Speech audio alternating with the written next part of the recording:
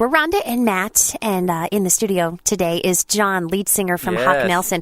And we were just talking about that song about singing about faith, and you just sang live your new song, Faithful.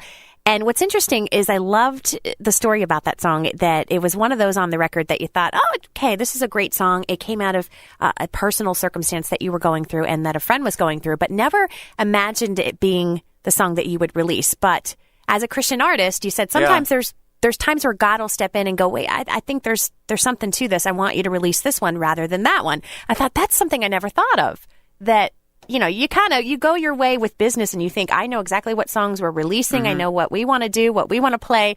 And then there's God. Yeah. We had kind of all these plans on, you know, with us and the record label that we work with, you know, which songs are going to go to radio and all this stuff. And sometimes God just does something different. And so I felt like he was kind of working in my heart, and I got a phone call from my dad that made the suggestion too. And, you know, my mom was the first one to suggest that I should be the singer. And so I pay a little closer attention to my parents' suggestions than I used to. But Faithful was just a song that we've seen God use recently since the record came out. And so it was just one of those situations where we were like, well, just on paper, it looks like we should do this and this and this and follow the plan.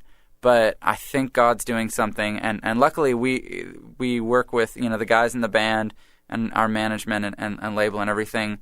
They're all such strong believers and you know, they all follow plans. That's how the whole thing works. But when God steps in, I'm really grateful that I get to work with people that are open to just changing things based on what God's obviously doing. And I think that's so interesting, because so many of us have this plan for our lives, what we think is going to happen, how we think it should go down, a lot of times for our family or for our business, and being able to let go and say, well, I don't know where we'll be next year. I'm going to see what God does.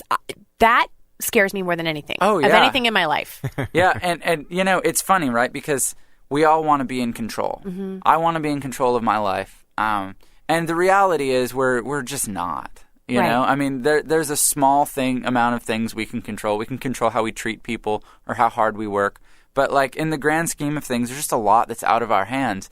And so trusting God with those things rather than trying to wrap my hands around them is just a healthier way to live. Yeah. So, and I think you're happier. And I don't always succeed at doing that, but I'm always trying to remember to do it. Well, I'll tell you what, my family's life verse, because we've moved all over the country for ministry, the radio ministry, our life verse is actually Proverbs 16:9, and it says, a man's heart plans his ways, but God directs his path.